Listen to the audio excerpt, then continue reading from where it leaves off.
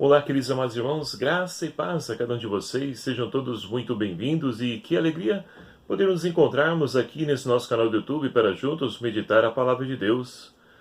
E gostaria de acolher a cada um de vocês que nos acompanha, faz parte desse nosso canal, dessa nossa família. Você que é a primeira vez que está aqui acessando o nosso canal, seja muito bem-vindo e peço a você que inscreva-se em nosso canal, você também que ainda não se inscreveu, aproveita a oportunidade.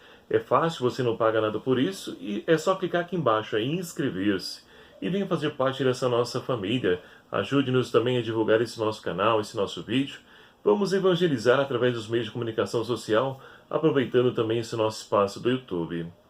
Hoje, nessa quarta-feira, dia 31 de outubro de 2018, estamos vivenciando a 30ª semana do Tempo Comum e encerrando então o mês missionário.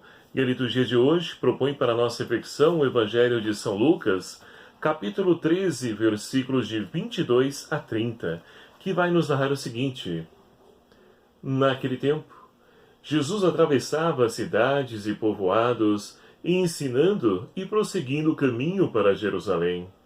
Alguém lhe perguntou: Senhor, é verdade que são poucos os que se salvam? Ele respondeu: Esforçai-vos por entrar pela porta estreita, pois eu vos digo que muitos tentarão entrar e não conseguirão. Uma vez que o dono da casa se levantar e fechar a porta, vós, do lado de fora, começareis a bater, dizendo: Senhor, abre-nos a porta. Ele responderá: Não sei de onde sois. Então começareis a dizer: Comemos e bebemos na tua presença, e tu ensinastes em nossas praças. Ele, porém, responderá: Não sei de onde sois. Afastai-vos de mim, todos vós que praticais a iniquidade. E ali haverá choro e ranger de dentes, quando virdes Abraão, Isaque e Jacó, junto com todos os profetas no reino de Deus, enquanto vós mesmos sereis lançados fora. Virão muitos do Oriente e do Ocidente, do Norte e do Sul, e tomarão lugar à mesa do reino. E assim há últimos que serão primeiros, e primeiros que serão últimos. Palavra da salvação. Glória a vós, Senhor. Caríssimos irmãos e irmãs, encerrando esse mês de outubro, mês missionário, onde tivemos a oportunidade de poder refletir sobre a importância da missão e que a missão está confiada não somente aos ministros ordenados, mas também a todo batizado e batizada. Como estamos vivenciando esse ano do laicato, e temos a oportunidade também de perceber a importância da evangelização através dos leigos e leigas, que são a maior parte da nossa igreja. E assim, quando tivermos de fato leigos comprometidos com o reino, nós poderemos então transformar essa realidade que nos cerca, fazendo com que o reino de Deus seja perceptível em nosso meio. E assim é preciso continuar acolhendo, deixando que a palavra de Deus ilumine a nossa vida, para poder então conformar a nossa vida à vida de Cristo, e assim poderemos de fato dar testemunho com coerência, onde então, como nós acabamos de ouvir no Evangelho, não ficaremos somente nas palavras, mas também em atitudes concretas. Mas, seguindo então para o Evangelho, nós temos então Lucas, que narra para nós Jesus que está a caminho de Jerusalém.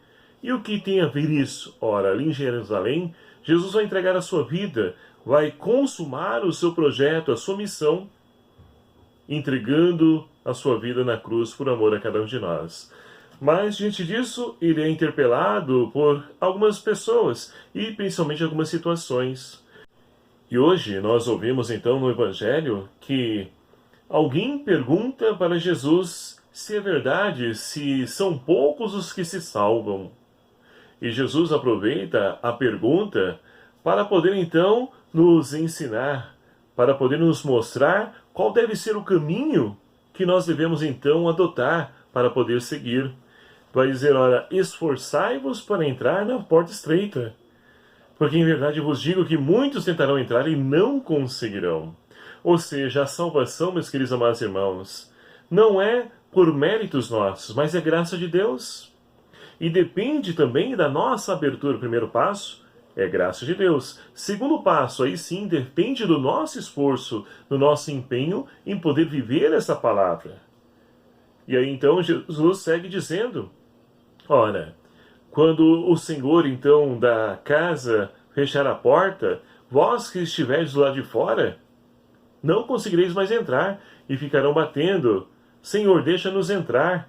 E o Senhor vai dizer, olha, na verdade não te conheço. E ele vai dizer, olha, Senhor, nós comemos e bebemos junto a ti.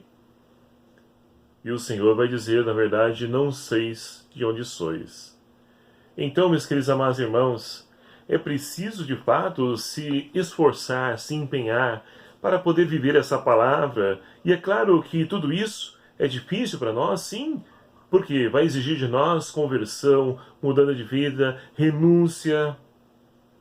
E muitas vezes estamos conformados com a maneira de ver, o jeito de ser, e precisamos nos abrir a essa ação renovadora e restauradora que Deus quer realizar em nossa vida, buscando colocar em prática a palavra de Deus, para que não sejamos então surpreendidos e não fiquemos de fora do grande banquete do festim da eternidade.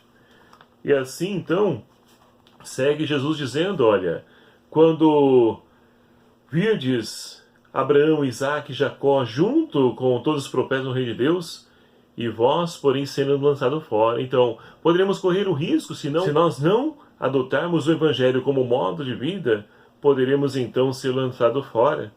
E Jesus segue dizendo, olha, virão gente, povos do Oriente, Ocidente, Norte e Sul, e tomarão lugar no reino de Deus. Ou seja, o reino de Deus não está reservado para ninguém, mas é de todos aqueles que se abrirem a essa maneira, essa forma de ver, a qual então o Evangelho nos narra.